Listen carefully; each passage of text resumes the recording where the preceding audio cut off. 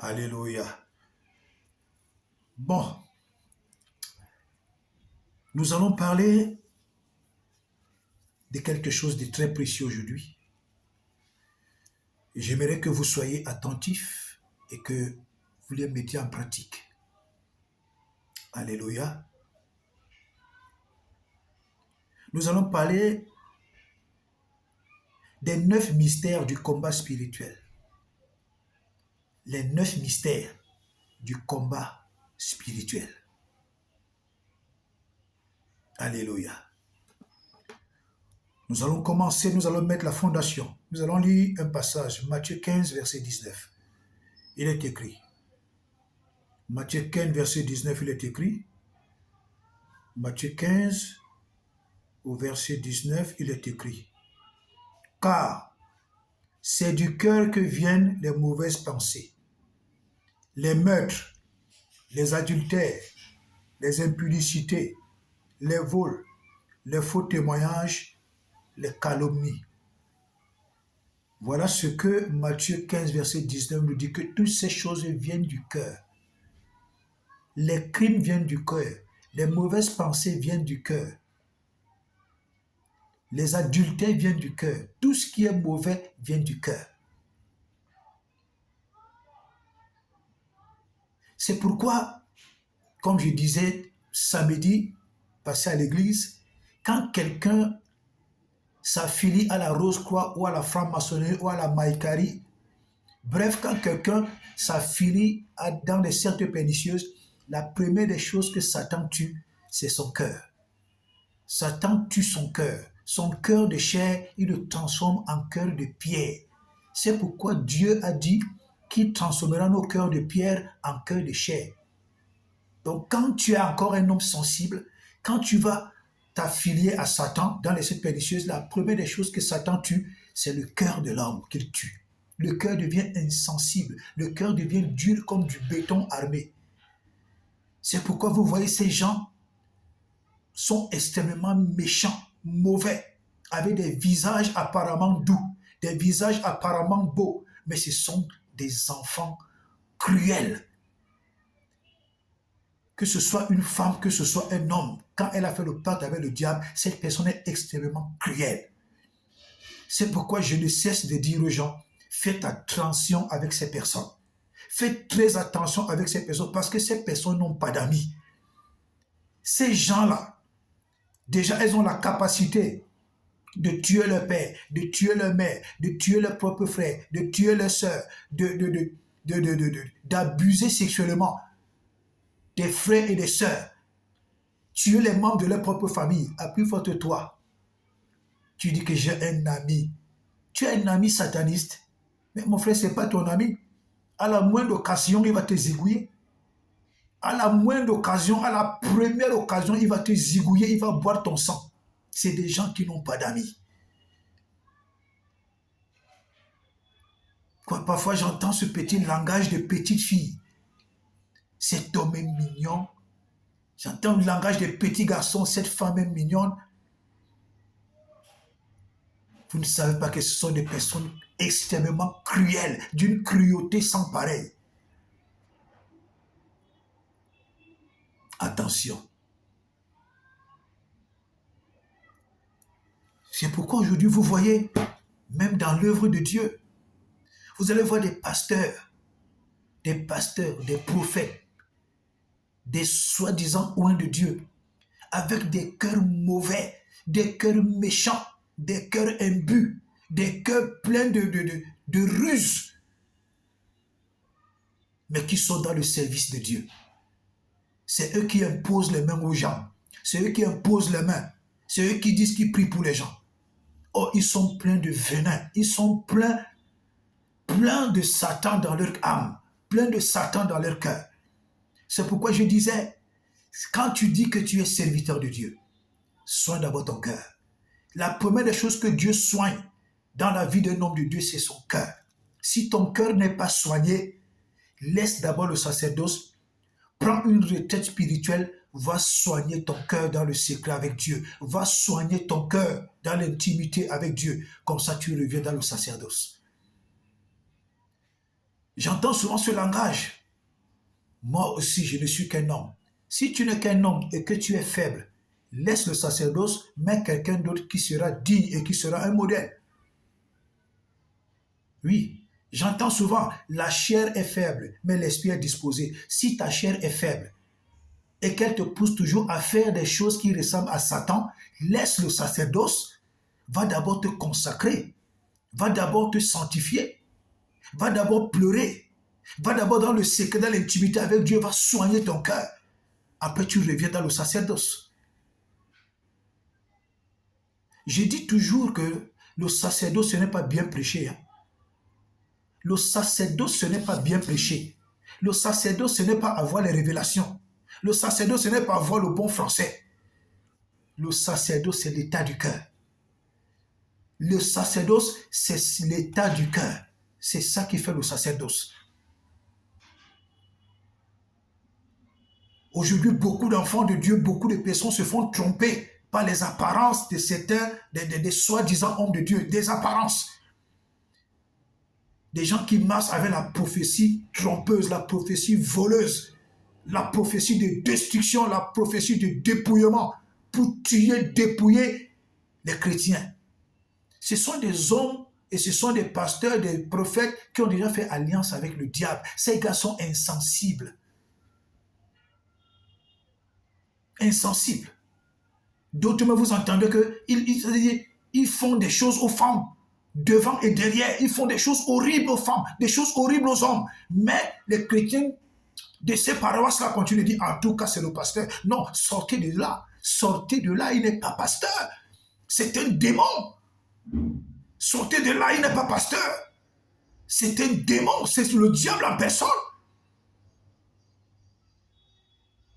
Faites très attention. Le cœur est tout ce qu'il y a de meilleur. C'est pourquoi le diable prend d'abord possession du cœur de l'homme. Il tue son cœur. Quand il a réussi à tuer le cœur de l'homme, il sait que maintenant il peut commencer à manipuler l'homme à tous les niveaux. Quand il va demander à l'homme de sacrifier quelque chose, de sacrifier quelqu'un, la personne va le faire. Donc la fondation dans ce mystère du combat spirituel, c'est d'abord le cœur. Si le cœur est pur, tu remportes de grandes batailles. Si le cœur est noir et que tu dis que tu es chrétien, tu ne vas jamais remporter de grandes batailles. Les serviteurs de diable, leurs cœurs sont déjà noirs. C'est pourquoi ils font des gros sacrifices. Ils font des sacrifices de sang et ils peuvent prospérer. Mais nous qui sommes dans le Seigneur, nous sommes obligés de soigner nos cœurs. Si nos cœurs ne sont pas soignés, alors il n'y aura pas de grandes victoires. J'entends souvent des chrétiens dire, Jésus-Christ a déjà remporté la victoire. Nous partons en vainqueur pour vaincre. Oui, Jésus-Christ a déjà fait sa part. Toi, fais ta part. Fais ta part. Et ta part commence d'abord à soigner ton cœur. Des grandes choses n'arrivent pas dans ta vie parce que ton cœur n'est pas propre. Des grandes choses ne se produisent pas parce que ton cœur n'est pas saint. Des grandes choses ne se produisent pas parce que ton cœur n'est pas sanctifié. Sanctifie d'abord ton cœur avant de sanctifier ta bouche. La bouche parle. La bouche profère. La bouche proclame des versets bibliques. Quelqu'un va te réciter de Genèse Apocalypse. Mais ce n'est pas ça qui fait ton état d'enfant de Dieu. C'est l'état de ton cœur. Ce ne sont pas les versets bibliques parce que Satan même récite toute la Bible. Satan récite et il mémorise toute la Bible. Ceci ne voudrait pas dire que Satan est enfant de Dieu. Tu peux réciter toute la Bible, toi, enfant de Dieu. Tu peux réciter toute la Bible, toi, chrétien. Mais c'est l'état de ton cœur qui va déterminer si tu appartiens à Jésus ou si tu appartiens au diable. C'est pourquoi l'apôtre Paul a dit aux Épîtres, ces enfants, ce sont des fils du diable. Donc il y a les enfants de Dieu, il y a les enfants du diable. Tu peux dire que tu es chrétien, mais à cause de l'état de ton cœur qui est sale, qui est mauvais, qui est impur, qui est méchant, tu es fils du diable. Mais ta bouche dit que tu es fils de Dieu. Or, ton cœur, tu es fils du diable. Alléluia. Nous continuons. C'est pourquoi Dieu a dit également dans Proverbe 4, verset 23, « Garde ton cœur plus que toute autre chose, car de lui viennent les sources de la vie. » Le cœur est tout. Le cœur est tout.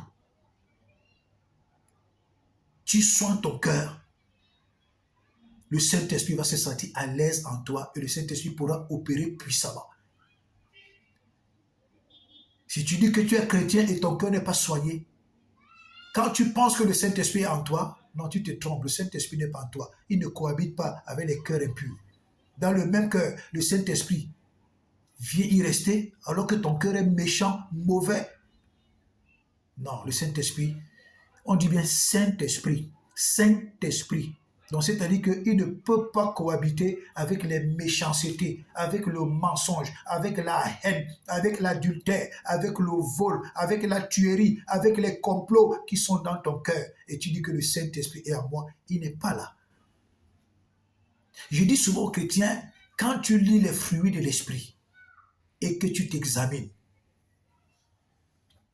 et ces fruits de l'esprit ne sont pas en toi. Tu ne fais même aucun effort pour les mettre en pratique. Tu ne vis même pas ces fruits de l'esprit. Et tu dis que tu as le Saint-Esprit. Tu n'as pas le Saint-Esprit, tu te trompes toi-même. Ce sont des pasteurs même qui ont rendu la foi chrétienne légère. Oh non, laissez-les. C'est Dieu même, c'est Dieu seul qui a la capacité de juger. Mais vous faites erreur. On peut faire à un chrétien un reproche. On peut faire à un chrétien une remarque.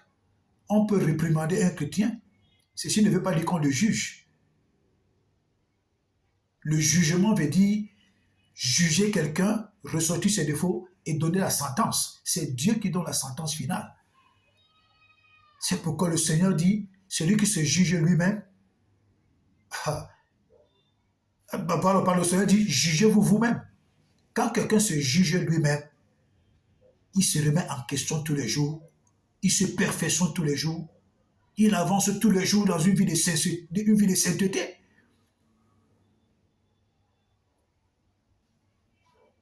Ah oui. C'est pourquoi je disais l'autre jour, encore à l'église, quand vous voyez un pasteur, un prophète, un homme de Dieu vous dire que non, nous ne sommes plus dans l'ancienne alliance, nous sommes dans la nouvelle alliance, c'est un vieux impudique qui ne veut pas se repentir, un vieux adultère qui ne veut pas se repentir, un vieux sorcier qui ne veut pas se repentir, un vieux menteur qui ne veut pas se repentir. Parce que quand tu lis l'Ancien Testament, quand tu médites l'Ancien Testament, mon frère, tu es obligé de te corriger. Tu es obligé de changer. C'est-à-dire l'Ancien Testament va te redresser. Jésus même dit qu'il n'est pas venu abolir la loi. Oui. Quand tu enlèves l'Ancien Testament du Nouveau Testament, ce n'est plus la Bible. Ce n'est plus la Bible. C'est l'Ancien Testament et le Nouveau qui font la Bible. Nous sommes sous la grâce. Et les gens ont mal interprété la grâce. Ils ont introduit le péché, le vol, l'adultère, le désordre dans l'église à cause de cette doctrine sur la grâce.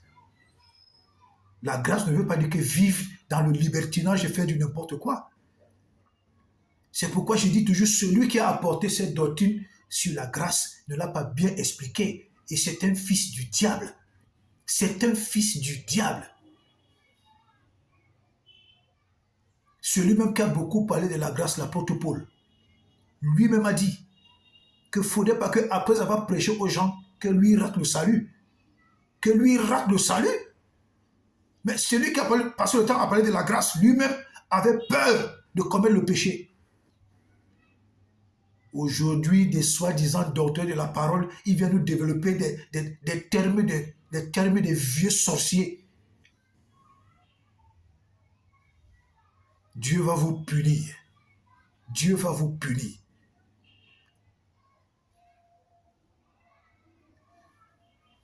Alléluia. Ok, là c'était la mise en condition. Dans la vidéo qui va suivre, là je vais parler déjà des 9 mystères du combat spirituel. Que Dieu vous bénisse.